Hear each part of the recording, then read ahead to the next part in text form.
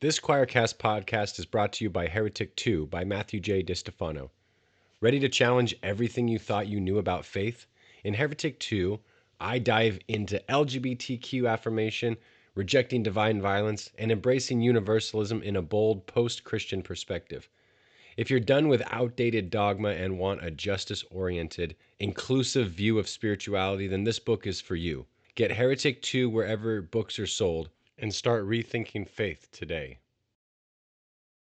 This Choircast podcast is brought to you by High Minds. Join host Andy Colenso and Matthew J. DiStefano as they tackle culture, justice, spirituality, and all the big questions shaping our world. High Minds isn't about talking points or hot takes. It's about deep, insightful conversation that inspires and challenges. Tune in to explore new angles, question the status quo, and elevate your thinking. Listen to High Minds wherever you get your podcasts. This is Radical Love Life, an ongoing series of conversations with thought leaders exploring faith outside the boxes. Hosted by Mark Dilcomb and Kelly Wilson. Hey, Mark. Hi, Kelly. How are you? I'm good, thank you. I'm feeling good. How are you? I am freaking awesome as always. Oh, that's so good to hear. So good to hear. Like I'm just chugging along in that mode, right? Life is it's not about perfection. Mm-hmm. It's just enjoying the moment and, finding joy wherever there is. So even in these crazy, crazy times. So, Where are you finding joy these days?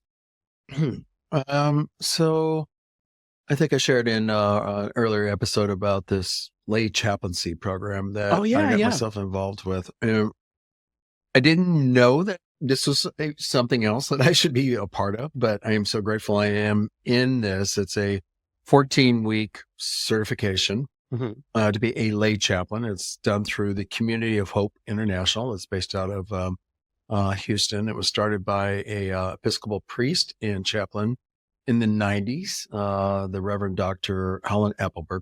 Mm-hmm.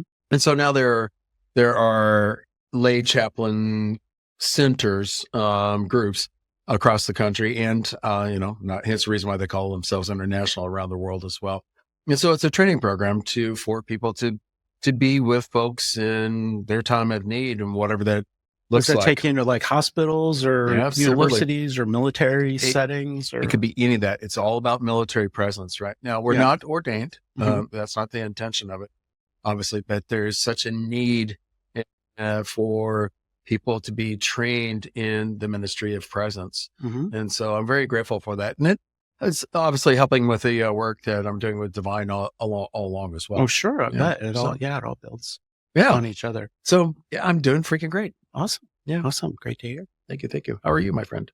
I'm good. Okay. I'm good. Yeah. I've been, doing some episodes of my podcast, Faith Still Seeking. I'm about to hit my 10th episode. Oh, wow. Congratulations. Yeah. I'm renovating my studio in the basement. My wife wanted to move the sofa from one side of the room to the other, and I had to put like bricks stuff up on the wall. So anyway, so this most recent episode I filmed in the car, but it's funny. I'm talking about the theology of hell. So I think I'm going to call the episode Highway to Hell. And it's because it's me and then in the Old Testament, they were talking about Sheol. I like that. So that's my little theological thing. And then daily, I just try to take a moment to reflect on something I'm grateful for. It changes, no matter how stressed I get about the world, if I stop and I just think what's one thing I'm grateful for? And sometimes it's just really small. It's my kiddo and I had a good laugh in the car about some stupid pun or something,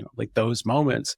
But just being grateful for a moment transforms me. It opens me up. It makes me my whole nervous system just goes. And I'm not so stressed trying to control the world anymore. Thank you for sharing that, because you're right. It is the simple things. It only takes a moment, and sometimes it's hard. It's I don't want to think about gratitude right now because everybody sucks. Yeah. But well said. Thank you for sharing that. So we have a special guest, as we are so blessed to have with us. This is a new friend of mine, Tamice Spencer-Helms. And Tamice and I got to know each other at the Queer Christian Fellowship, or Q Christian Fellowship, in Atlanta in late January. And she was one of the a special guest. You did a program that was pretty damn feisty. And so we'll talk more about that in a minute. And that's just kind of how you roll. So I'm going to read your bio real quick just to bring everybody up to speed. So you describe yourself as a theologian. Wow. Yeah. Okay. One of those. That's the Irish version. Like theologian. Oh my gosh. Yeah. Tamice, did you know you're a theologian? Yeah. or however I just said. Public speaker, curriculum developer, and a consultant based in Richmond, Virginia, with over 2 decades of experience in young adult leadership, spiritual innovation, and social change. You bring a deep well of wisdom to your work. That is very true. You're the founder of Soulful Leader Project, Subculture Inc., and the Rest Mixtape, which we're going to talk about. You're also known for your contributions in theoactivism and the philosophy of religion. And you all put out a book called Faith Unleavened, The Wilderness Between Trayvon Martin and George Floyd. And which is wonderful, by the way. Mark sent me the book, and I started skimming through it, and I couldn't put it down. And the fact that that I know that background so well as a white man, and to see it through your eyes was so yeah, it was revelatory. So thank you so much for sharing that story. Oh my gosh. Yep, absolutely. Thanks for reading it. Oh, and everybody should read this book. It is just go buy it and read it. Okay, folks, just go buy it, read it. Also, it should be noted that you have 2 masters in theology and leadership, and you're working on your doctoral studies in social transformation as well. Yeah, and you have a connection to the United Seminary of the Twin Cities. Yeah, that's right. Yeah. Did I get that right? Yeah, you got it right. And actually, my doctoral dissertation just got approved, so I'm in there like swimwear. Oh, congratulations. All right. Yeah, I'm excited. Yeah, I'm really excited. Oh my God. Well, Tamice, it's so great to see you and have you on the show. Mark. Oh my God. All right. So let's talk about the book for a quick second, because really, it's something. So what inspired you to write this? Yeah, that's a good question. I think it was just catharsis. I had a friend, I hadn't even thought I was going to write a book. My friend, Jonathan Walton, they started KTF Press. He just sent me a text. He was like, Tamice, remember we had a conversation back probably in like 2017 in a car, and I was pontificating or rambling, whichever one you want to use. And he was like, you've got a book in you. Right. So then fast forward to 2020, he texted me. He was like, hey, remember that thing about the book? I want to see if you would write an essay for us. And they wrote this anthology called Keeping the Faith. And it was like reflections on Christianity in an age of Trump and beyond, I think was the title or something like that. And then they asked me to write an essay. My essay was the last essay in that book.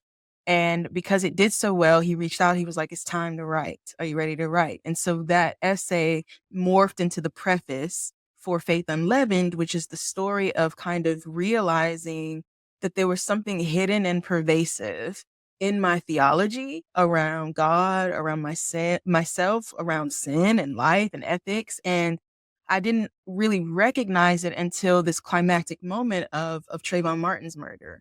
And realizing that I was in a context where people in that place, there was a lot of talk about intimacy with God and hearing the heartbeat of God.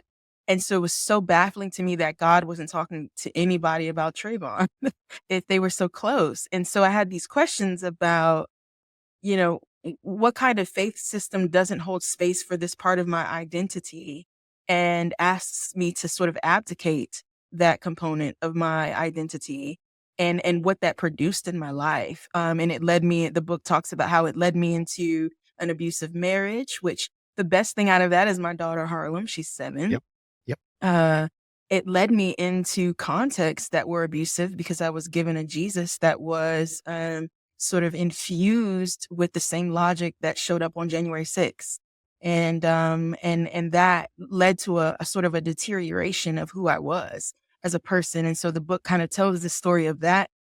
Like, what is going on? What have I been taught to believe? And the beginning of the process of starting to undo that. And what does it mean to undo that? And a sort of reclaiming of who I was and who God is, to be frank.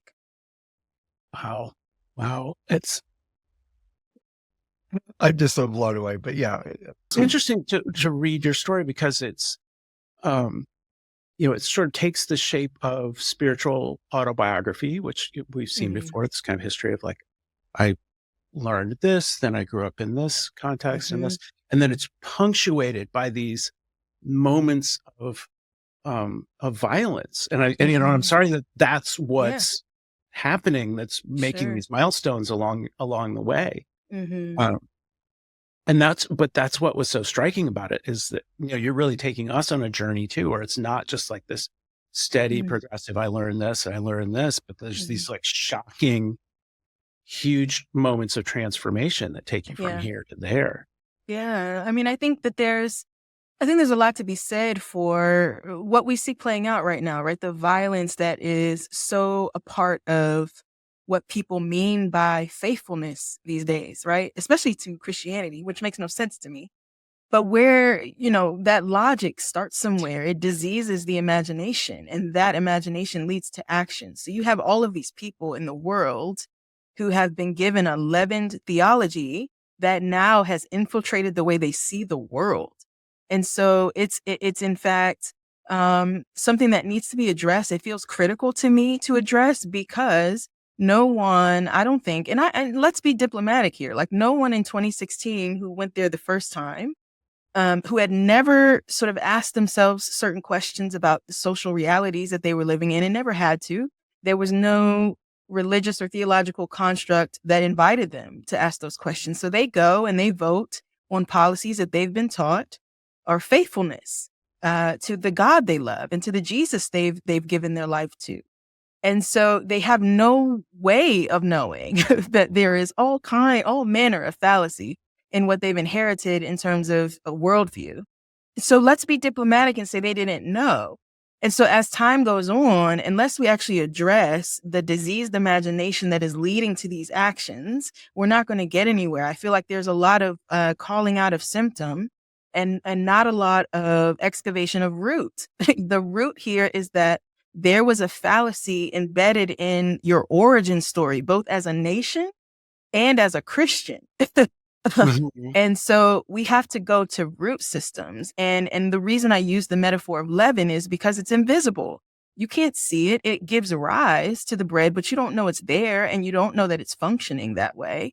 And so it's not helpful to sort of call out people on something they don't even realize they're imbibing. The best thing to do is to point out the leaven and then they can recognize it for themselves. Like, oh, whoa, which is, I think, what you all are doing and what so many people are beginning to do. And I think my hope is that they will continue to do that work to get to the roots of sort of like caste and supremacy, because sometimes it's easy to call it just nationalism, right? And that gives you the out. But you want to kind of go deeper than that, right? Because Christianity has an origin story that's based in caste and supremacy too, if you believe in depravity. And so I think it's like really when people buy into notions of depravity, that sets up a stage for hierarchy. And we have to really start to trouble. That's what this new book is about, right? So I'm writing another book now about troubling origin stories, both of America, but also our own as people who were taught that we were wicked and couldn't trust ourselves. Well, that is going to disease your imagination for sure. And it will cause you to outsource your intuition for sure. So we've got to go back to the beginning. We don't have a choice. The logic is revealing itself as a fallacy. And so what I realized in excavating that leaven was like, I have to reclaim my tradition as a Black person and as a queer person, because there is this whole other narrative that existed parallel to America, where people were living the fact that the whole thing and logic that built this country is a lie. Do you know why? Because it was built on me not being human. But look at what Black people created. We made culture, we made love, we made families. So there was this whole other logic that was swept under the rug that I think queer people and people like myself and people like you all are beginning to like look under the rug, like, whoa, there's this whole other like thing we can tap into under here that doesn't require me to abdicate, agency or outsource intuition. And I'm really trying to use my work to say, hey, God is not a weapon. and that's what theoactivism is. God is not a weapon, and I will use my degrees and my intellect to continue to shout that from the rooftops, because that idea is what built colonization. They turned God into a weapon, Wow. Which, I'm just laughing because this is like a bit of what happened at the conference. I was like, oh my God, just let her talk. Yeah. Because I got questions going in like 20 different directions. Yes, and figure out sure. which God, you were just to follow. Yeah. Mm-hmm. But the one that I want to ask, which is kind of addressing the elephant in the room, is it whiteness? No. Is that the leaven? No. And I don't come at me, bro. That's how I feel these days. It's not whiteness. It's caste. It's caste. Okay. All right. And so caste creates whiteness based off of capitalism. Right. That like capital W whiteness. Yeah. Yes. Whiteness is not an identity. It's a technology. It was a way. And here's the thing what's so frustrating that I hope you all continue to do this work, because what happened, the problem right now in America is that people who have been raced white are in an identity crisis, because when those grandparents came over here, they dropped last names. They sold their birthright for soup, because in order to be American, you could not be indigenous. You had to be a white man, a white woman, because whiteness was the technology. It was the currency of America. And so the thing is, like, you drop these last names and you begin to change your accents, and you take your identity out of place and land and you place it in capital. And that is why the church, the country, and rural America are up in arms right now. It is a massive identity crisis that's built on a lie. And so the good news is there was this whole other logic at work. There's been this whole other logic at work, which is why they want to erase it. But you're never going to be able to make the lie of whiteness true. No matter what you do, it will wreak a lot of havoc, because people don't love truth. That's what Jesus says. But like, people don't love the truth. The truth is hurtful. The truth sucks sometimes. Yes, it does. But it burns real good though. If you let it do its work, it burns real good. And I think the route back is white people recovering indigeneity, white people getting back in touch with the roots and doing healing work with their own ancestors. I know it can be complicated, right? Like, well, yeah, you probably got colonizers in your line, but that doesn't mean that you can't heal the line. You get to decide what you do with what you've inherited, and you can heal the line by like going like, yo, we did some effed up shit. And like, oh, you can say fuck if you want. Yeah, okay, great. I love fucks. So good. So like, I mean, I think that there's work white people can do. And here's the thing, they were doing it. And guess what the church called it? Pagan. And they burned those people at stakes. And they kicked them out of leadership because they knew something about spiritual technologies that were connected to the cosmos and the land. And that is, you can't colonize that. That doesn't belong to you. Yeah. So to me, you can't colonize music. You can't colonize movement. You can certainly try. You can certainly try. But guess what? We all feel it when it's fake, don't we? Mm-hmm. Yeah. Yeah. You know, it's not authentic. So to me, your topic at the conference, at the fellowship, you didn't talk so much about this, maybe because I didn't. Nah. you're on fire. So, Thank you, sir. Where is this? How is this manifesting? What brought you to this awareness? Like, it's more than this. Where's this coming from? You know what, Mark? It is coming from my ancestors. I think that me getting back in touch with touching grass and talking to my grandmother, and realizing that I was Dr. Christina Cleveland. I know y'all know who that is. She wrote a book called God is a Black Woman, which was such a fuck you to the system, which is why I love her so much. But like, she did it on purpose, because if you buy that book, you're saying a yes to something big.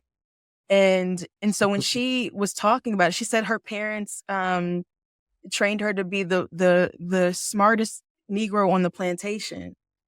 And I feel like that's true for a lot of people. And so that was what I was trained in. My parents didn't know any better, y'all. My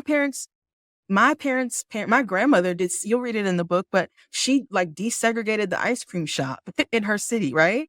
That's my grandmother. So my father grows up and he gets to go to college and he even gets to go and get a master's degree. So he's bought into the whole idea of America, right? Like all you have to do is work hard, you'll get there. So he raised me that way. He raised me to assimilate because that was survival. But what I realized was like, after I unleavened all that whiteness, I realized I wasn't welcome in the Black church because I was queer. I was like, oh shit, the leaven exists over here too. And the way that the leaven shows up over here is that it's cisgender and heterosexuality, homophobia, transphobia. And so I was like, oh snap. So it's not enough to just be Black, right? Because I still have to show up in fractions in this space. And I'm starting to like say, no, God has not asked anyone to show up in fractions. That how is that a relationship? Just somebody tell me how is it a real relationship when your whole introduction to this God is that he wanted to kill you first? But thank goodness there's a ram in the bush and now you get to call him daddy. What the fuck? I know what the fuck. Right. I know, right? What the that is a trauma bond. So all of these people who feel like the Holy Spirit is telling me I can't leave, no, baby, that's a trauma bond. You're in an abusive relationship. That's what that is. And so I realized that didn't just exist over here in the white church, it existed in the Black church too. And so I had to come up with a way to keep myself and God and my intuition and my agency, but also like accountability and have some structure. I mean, I was trying to figure it out and it didn't exist. So I made it, basically. I created it. You are channeling James Baldwin, Bell Hooks, Thurman, like you are just pulling them all into this. Like you are, and then some, and as you, Tamice, like it's just, you are, so, but in particular, all about love. Bell Hooks book, yes. Right? Yes. Oh my God. You were, wow. You were just channeled right there with that. You know, she says, so love is not twisted and fucked up. Love is love. Anything else is dysfunction. It's whatever, but don't call it love. That's what Jesus was on. That's why I still fuck with Jesus. Jesus was a truth teller. He was like, this stuff is obvious. Like, you know, my favorite story with Jesus is the story about the blindness where the guy, I love this story because the disciples are like, yo, like which one of his parents sinned for him to be like this? And Jesus is like, nah, it's not sin. Like, I'm gonna show you something. So they go and they do the whole thing. He heals the man. The man goes and shows the people. The people are like, well, who did this? And he's like, I don't know, some dude. So they're like, bring us the I dude. didn't see it. Yeah, I can't see. Right. That's what's so funny about Jesus because it's so obvious. And they keep having this conversation about like, who did it and why? He's like, all I can tell you is that I didn't used to be able to see and now I can see. They ask him so many times. He's like, I couldn't see and now I can. Well, bring his parents. His parents are like, oh, we don't know. All we can tell you is that he was born blind. And we don't know how this happened. And his parents are scared and they like not want to fuck with the establishment. So then they confront Jesus and the whole parable is about, y'all, this is not the person blind. It's you. How many times do you have to ask somebody about something that is obvious? Love is obvious. Like God is like a parent. So if you ever have a question about whether God would or wouldn't do something, what would you do for your own child? And then go that times a billion. Because he uses a phrase, how much more? So anything that is outside of the realm of possibility for me as a person that loves my kid, I better not ever project that onto God. And Jesus gives me permission to confront every fallacy that tries to do that. And that's what I'm doing.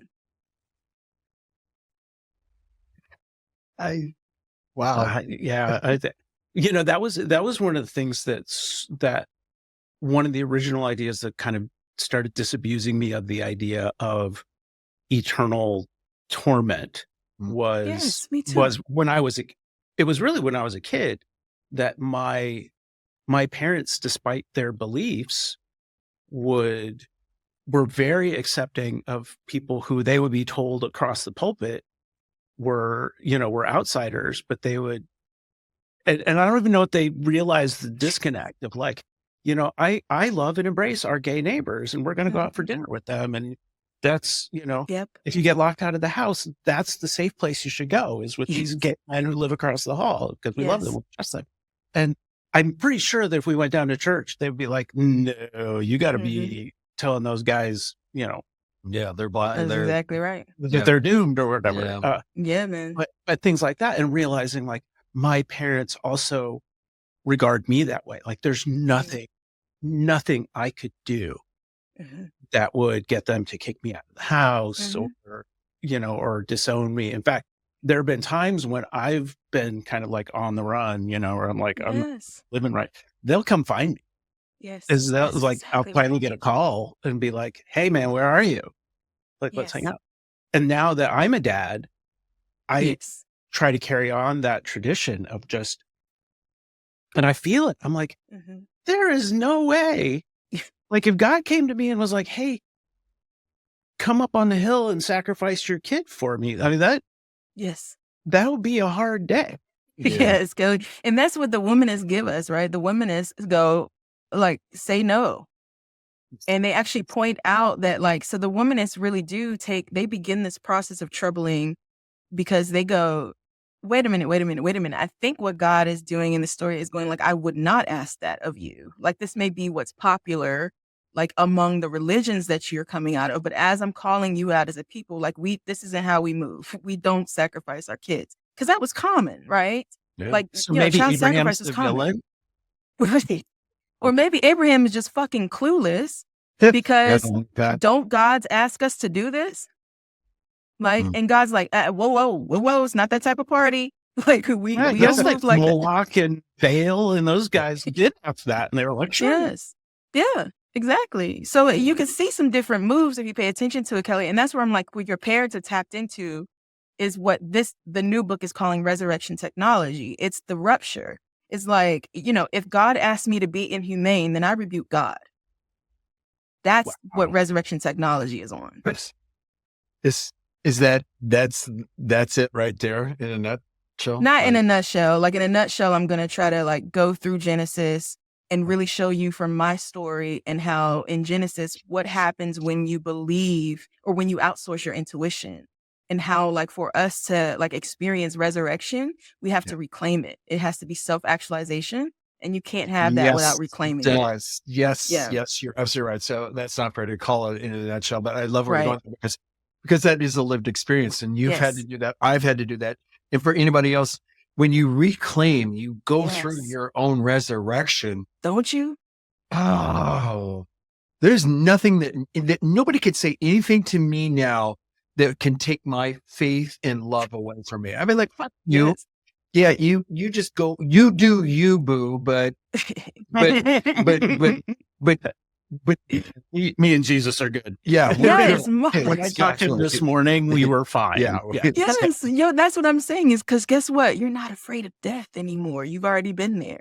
You lost friends. You lost family to come out. You lost so much to be true to who you were on the inside, because it felt like God was calling you to this path of yourself being authentic. Right? And guess what they never answer in the garden? Who told you you were naked? He's asking you, where did you get this concept from? Because it wasn't me.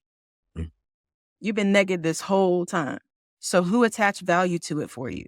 You got to examine the narratives. And so that's what the book is starting to do. They never, that's the one question they don't answer in that story. That's correct. They don't. They came up with their own word to describe who they were or how they were. And gave it a negative value. Yes. I never thought about that. You're giving me some great ideas today. I love this.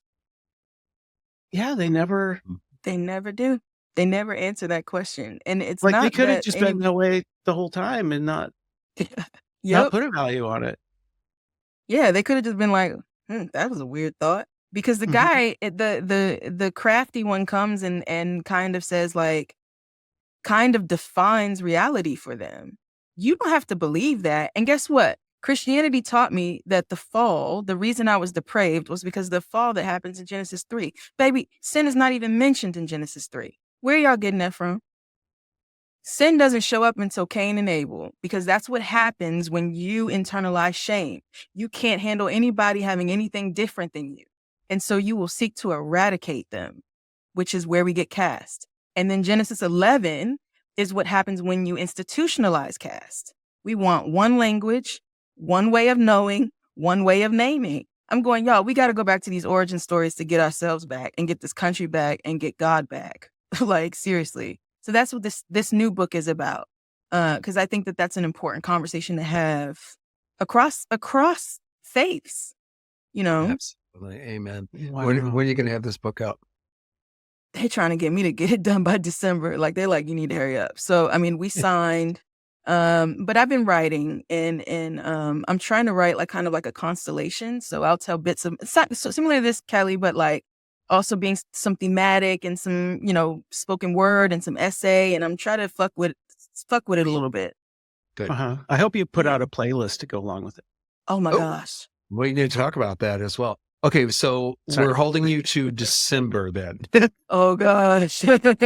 Yeah, okay. Well, we said it on the air. Yes. Channeling your editors and the people behind that are, again, it's like, you need to get this done. Because it is so, to me, this is so urgently needed. Like you are cracking into something, because Christian nationalism is, we have folks on the show as well that talk about that. And you're right. It must be discussed, but you are going into a completely different level. And I honestly don't know if anybody else is talking about it at the cast, what happened. And you're really digging into the entire thing of, well, the 1619 Project gets into this, you know, kind of nibbles around the edges of it. I think. I don't think it goes far enough personally, because folks still really don't understand. Well, what do you mean? There was this, all of a sudden we created colors, and white and black was like, well, yeah, that's what happened. Like, people didn't think of themselves like this. They didn't roam around. Where do you see it in the Bible? People are like, yo, you're the white dude. Yo, you're the black dude, right? They just didn't do that. But so it was a creation of us, of our culture here. But to take it to caste and remove it from the whiteness and put it where it really needs to be, because it's exactly what happens. And this is the thing, though. People are so disassociated. And yes, I am going to go political. So when you have this really fucked up cognitive dissonance, that where you see Christianity in whatever form it is connect up with the Republican Party as it is, and like create this thing, this, it's like, what the fuck is this? like it's like, where's Jesus in this? Jesus is not in this anywhere. Why are we like, you guys can call yourselves, you know, Christians, and you can say that you're followers of Jesus. I don't see where this is at all. Yeah, it's giving anti. And your point, because people are, you know, right, loss of identity because they never had the right identity in the first place. And to go back into this and to dig into who we really are. Oh my God, let's go there. Because that's going to come from your tradition. That's going to come from your ancestors. And it's a way to feel connected to purpose that isn't tethered to capital. But that we got to get indigeneity back.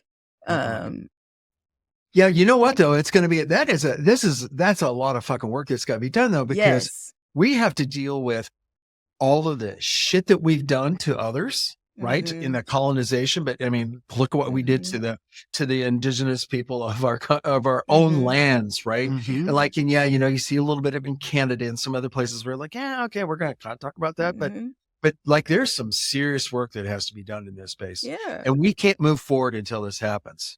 Yeah. And a lot of people are afraid, right, to enter the space, which is where I get in trouble. Like I said in the beginning, like I am definitely situated as an offense in pretty much every place, because I'm going, if it's caste, that means you don't get to hang out in white guilt and capitalize on that. Right. Like, white guilt is lucrative, but it's not freeing. And so it can't bring change.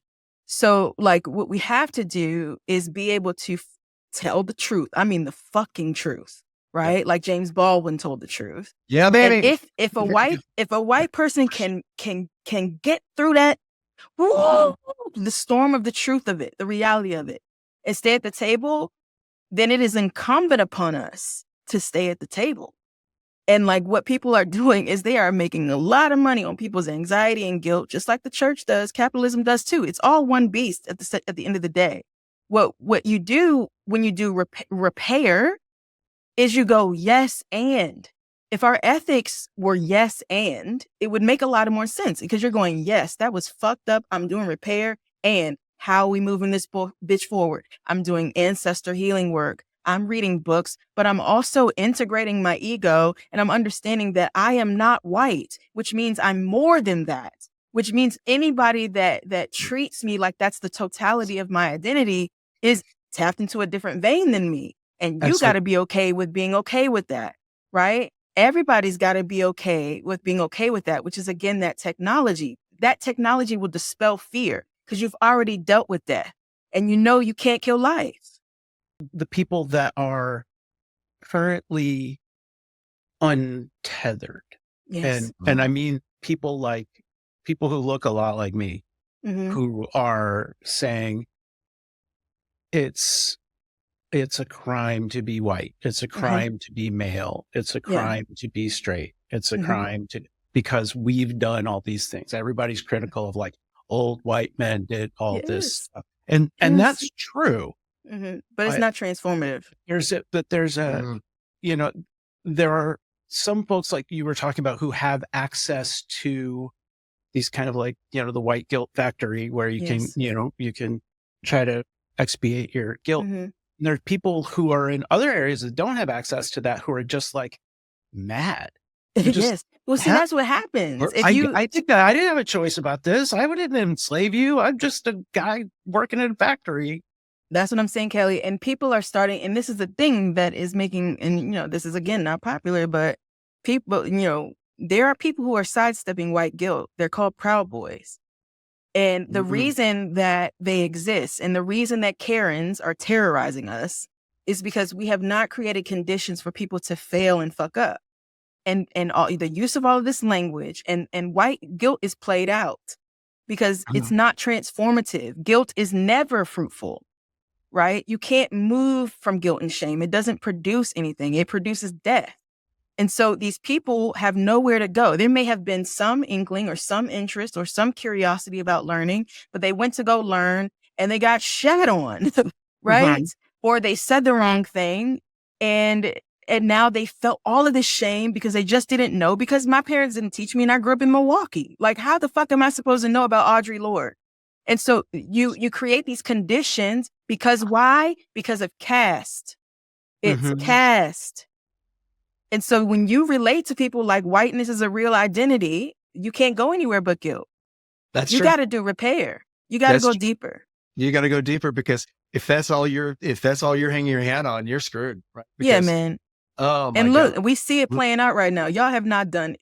Look at all the people. I mean, just look. I'm not even going to say anything. Just look around at all of these logics. See, that's what the trickster comes to do. It comes to expose the fallacy of our logic. And Black people in America have been that, and they've got access to that technology. That's why I'm trying to write about it, because so do white people. But it's back with the ancestors in the land. And you really have to die to capitalism to get there. And that's the problem, because that's what you sold your soul to. You got to get it back. That's going to be hard. That's going to be real hard. Wow. I feel like we're just getting the tip of the iceberg. You got like a whole theological tapestry that you're working from. And I love that you're like, I am. Pulling from here and pulling from here. And I'm starting to see the whole picture, because it all, the capitalism and the colonialism and the identity. It's caste and it's hierarchy. And I think this can be healing, because I still, I'm in communication with a lot of people who are more conservative and who feel shut out, that they're like, oh my God, everybody's so woke. And I'm just like, oh my God, I can't, right. Yeah. Like, I'm supposed to be ashamed of being white. And that there's a lot more to it than that. Yes, and trying to balance that, learning our history, because our history, like the history that I learned was there was a lot of stuff that was buried that I've only just learned course. in the last couple of years, even. Yes. Yeah. The farm that I grew up in Indiana, 5 miles away from there was the oldest Black church in all of northern Indiana. And by the time that I grew up, all the people there had moved up to, we were in the country, but they had moved up to like South Bend or at the factory or whatever. I never heard about this church until a couple of years ago. I haven't lived in Indiana in like 30 years, but it was 5 miles from my house. Nobody ever talked about it. Like stuff like that. Yeah. And imagine like learning that history and beginning to just tell people about it and them being inspired by it and having no real connection to the color of the people or even the story of the people, but something's in there that's inspiring you because y'all quote Martin Luther King Jr. when he had a vested interest in something that really didn't apply to you. So there's something else that people who are this is what Kendrick is talking about. The us and the them is not color. It's humanity. And humanity has always been tapped into this vein. And if you follow it, they end up having to confront the death of status quo and capital. And our ancestors teach us that that's wisdom. That's why we need them. They give us the courage and the bravery to look at systems and beasts in the eye and say, destroy this temple in 3 days. I bet you I'll raise it. To me, I love the brilliance. Like you're speaking like a prophet. Truly. It is a lot of work that needs to be done. And I'm thinking, to what Kelly was just saying, oh my God, people are so misunderstood. They don't even know where to be, especially for the person who has that white guilt, like you said, the reaction to woke. So where do you see this conversation? What's step one? What does that look like?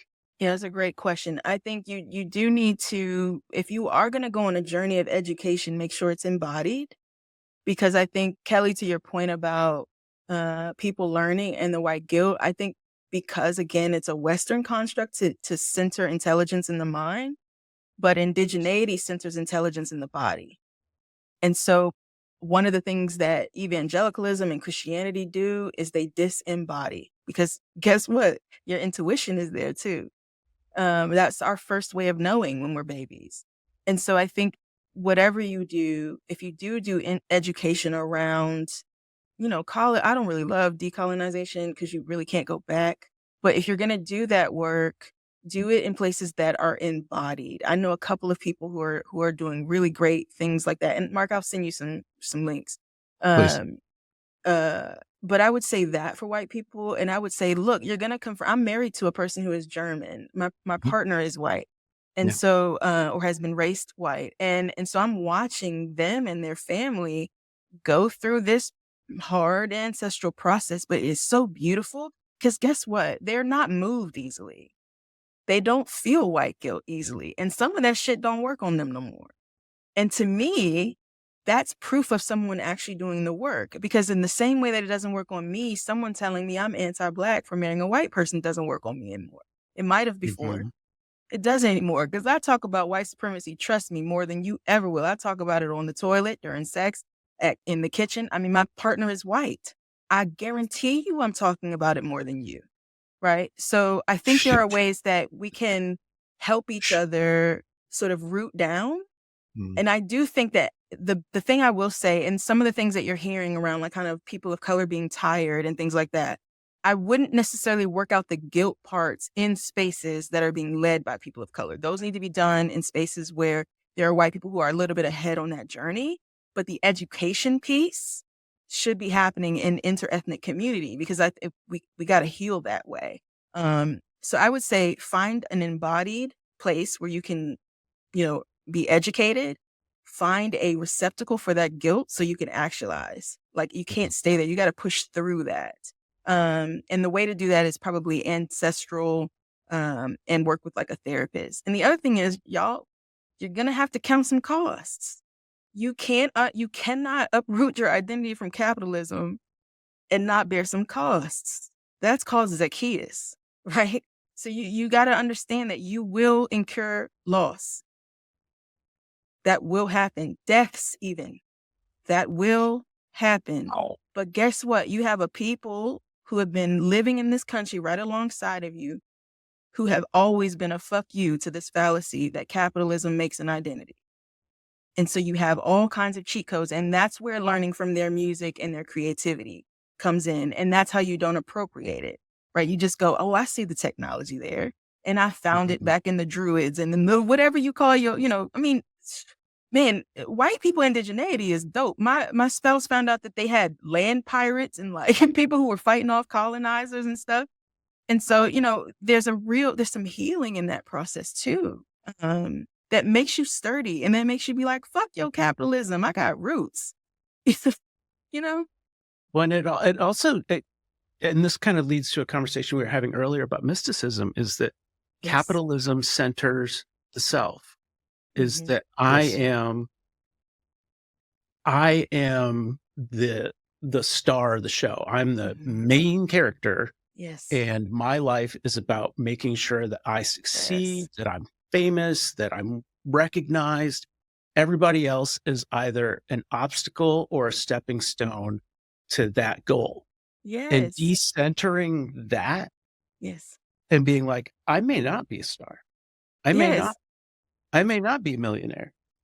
But you will be you. Do you know how good it feels to be you? Because the thing is, like, you can't, when you're walking, like, I just got my reading and I'm like, I'm walking to my constellation in this bitch. When you start like actualizing self, you don't give a fuck.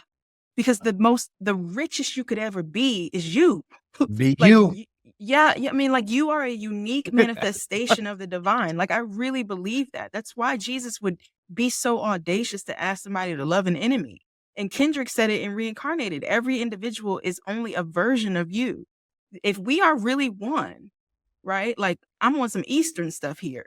If we are utterly non-separate, that means that Mark is a manifestation of the same substance that looks completely different than me, but we're the same though. We're the same. We're just like this unique.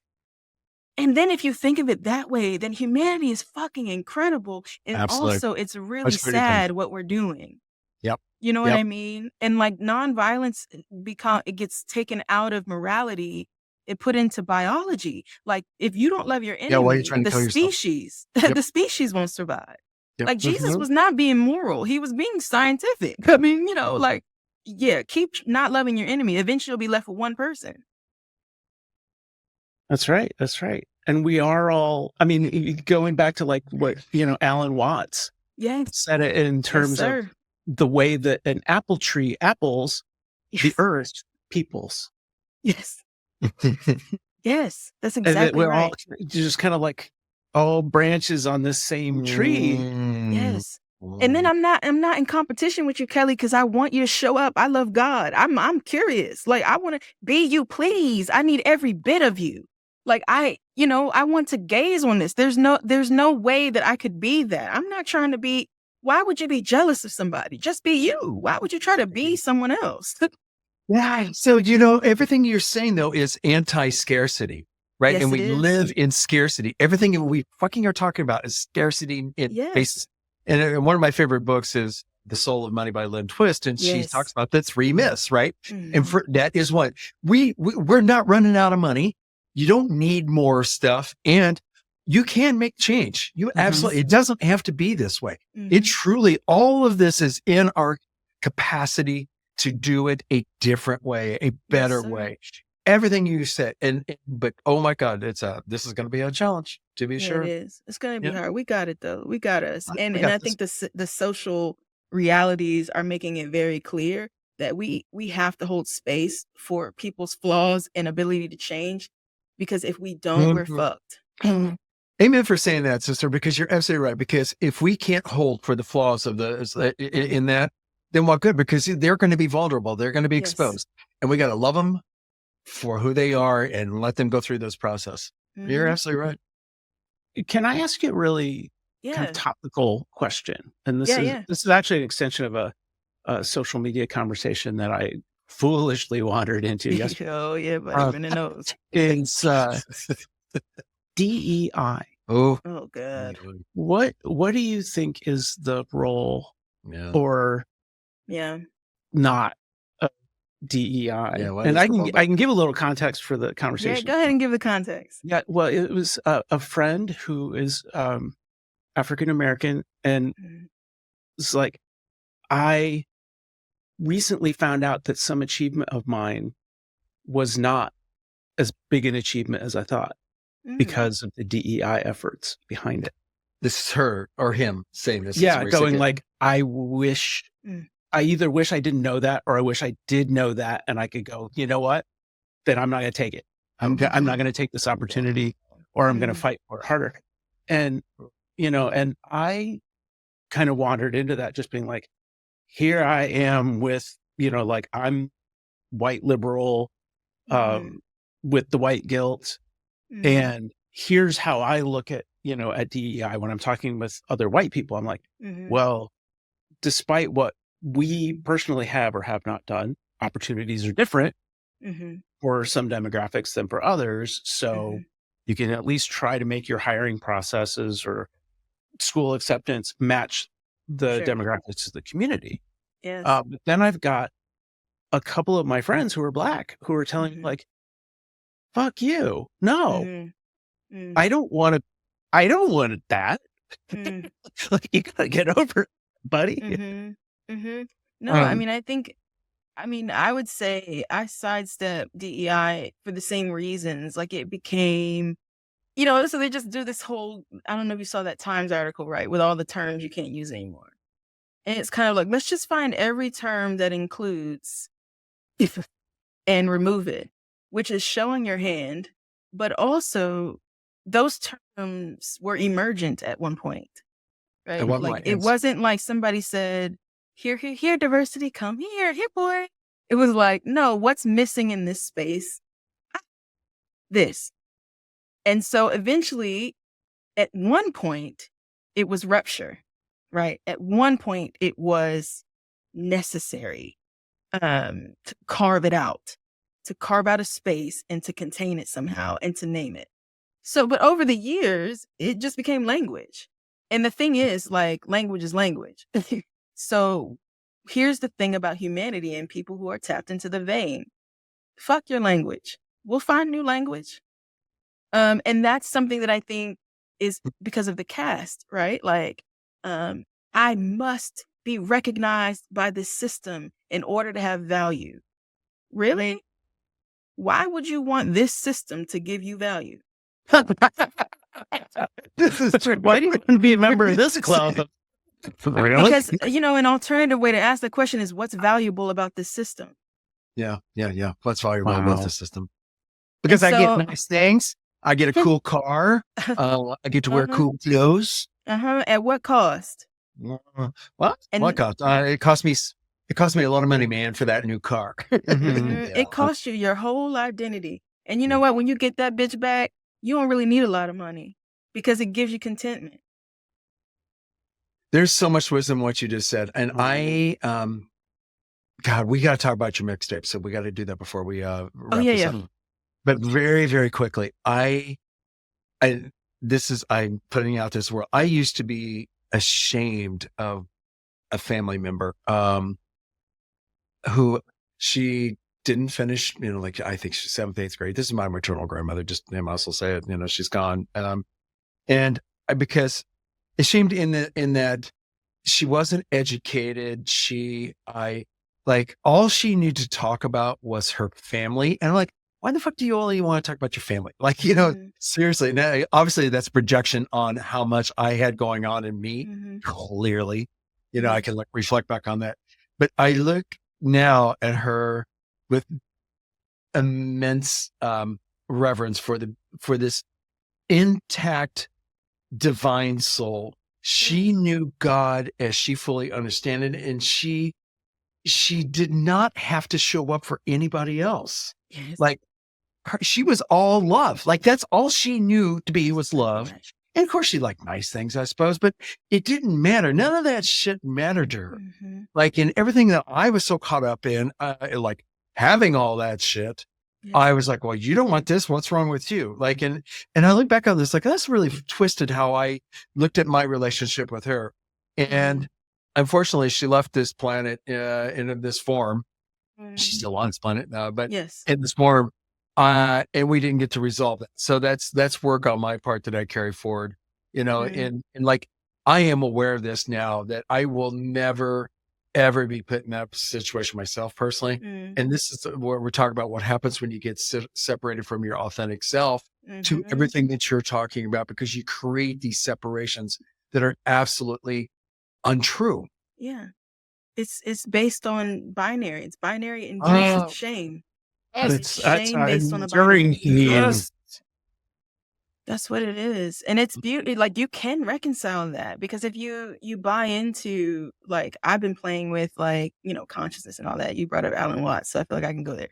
But like, I've been playing with the reason they needed to tell a story about a resurrected Jesus, because people needed to know you couldn't kill life. And so they needed to see that there was an embodied afterlife. But when you go to 1 Corinthians 15, Paul's like, well, there's one glory of the moon, one of the stars. And what all he's saying is like, listen, your consciousness will match the form of the realm it's in. And so these first century dudes needed to see a first century dude. They did. For whatever reason, so that they could tell a story to oppressed peoples that you can't kill life. This man faced an empire and came back from it. Amen for seeing it that way, especially in this time of the Lenten season, because you hit the nail on the head. Yes, sir. So happy Easter to all of us. And may we embody resurrection. Every single last one of us. That means actualizing yourself. That's all it means. Perhaps we're in the second coming, bitch. I think we are. Yeah, that's, I often wonder about that with, I think we are. Yeah. Like Revelation, it's like, maybe it already happened in a way that nobody expected it to. Yes, sir. Well, sure can't keep going the way it is. I mean, and all of the things that he said would happen have happened. That's the gag for me, is like, when you read Matthew 24, like, I'm like, it literally says the so-and-so will set up an image of themselves in the Holy Land. This really put an image of himself in the Holy Land on Twitter. I'm sorry I said the N-word. But like, I say it when I'm coming. But this is what he did. Like, he literally did it and nothing happened. Yeah. And so we got to rethink some things, don't we? We do. I think we're in it. Oh my God, I just love you, Tamice. It's yeah, we don't got to talk about the mixtape. You can go to the mixtape. Like, I shout out to David Morris, because I did sign with him, and I'm supposed to be telling people that I signed last week. It's Lake Drive Books, and the way I'm doing it this time, in order to be, the way he's doing stuff is really dope. Is like, we do a Kickstarter, so I get royalties from the get-go. Okay. So I'll let y'all know about that, and maybe have y'all share that out. All right, please. So you're doing a gig this weekend, you said, right? Yeah, I am. Yeah, I'm here. And I'm sorry to whoever's producing this that I said the N-word. I just realized that I wasn't on I just felt like I was kicking it with y'all for a minute. And it's okay. It's all right. He's like, he's okay. Okay. I heard. Oh. Go ahead, Kelly. Do you know the comedian Pete Holmes? Yes, of course. I love Pete Holmes. He's hilarious. He was talking about having a conversation with a friend of his who was Black. And he said he kept using the N-word, but he didn't actually say the word. He said the phrase, the N-word. And Pete Holmes said, I stopped him. I said, no, that's my phrase. Anyway, that's all. Yo, that's hilarious. Yeah, I've been getting more comfortable with it, because I'm more comfortable with me. I don't have nothing to prove to nobody. That is so true. Oh my God, Tamice. All right, hon. So listen, thanks for kicking it with us. Like, yes, sir. Thanks for having me. This has been dope. Yeah, I wish I could actually hang with y'all. I think because there's so much. We've only just scratched this with you. I know there's a lot more. Yeah. Yes. It would, in the words of Timothy Leary. Just kidding. Oh God. All right. Much love to you. All right, y'all. Hey, grace to y'all. Thanks for your work. And we got this. We got this. All right. Talk to y'all. All right. Can you hang up? Thanks for listening to this episode of Radical Love Live, hosted by Mark Dilcom and Kelly Wilson. Recorded at the Bravery Studios in Garfield, New Jersey. All rights reserved. Find our episodes on Spotify, Apple, and YouTube. And check us out at radicallovelive.com, along with our personal websites at markdilcom.com and kellywilson.com. This is Radical Love Live, where we explore faith outside the boxes.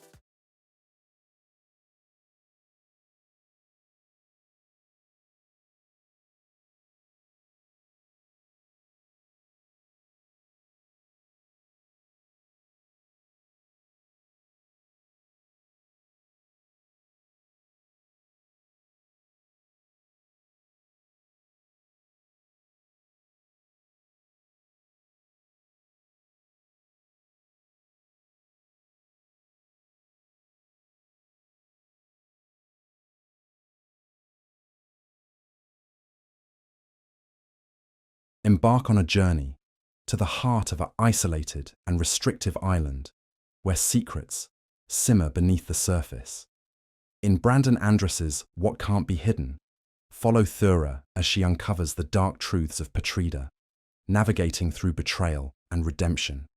This tale of courage, love, and the quest for freedom will captivate you from the very first page. Get What Can't Be Hidden, available now from Choir Publishing.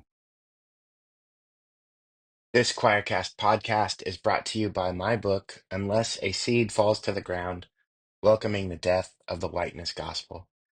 I wrote this story as a plea for white Christian America to enter into a season of hospice spirituality, to recover from the cancerous lie that we can start over, be in charge, and recover some original purity of Christianity. One friend calls it a love story to the church, the United States, and the entire human family. It's available now on Amazon. Are you ready to embrace a deeper, more intentional way of living? Introducing Deep Calls to Deep, Meditations for Your Spiritual Journey, Volume 1 by Brandon Andrus. Deep Calls to Deep offers 1.5 years of weekly meditations to inspire spiritual growth and guide you toward a more meaningful, embodied life. Order your copy today wherever books are sold and begin your journey into greater connection and purpose. Deep Calls to Deep. Let your soul awaken.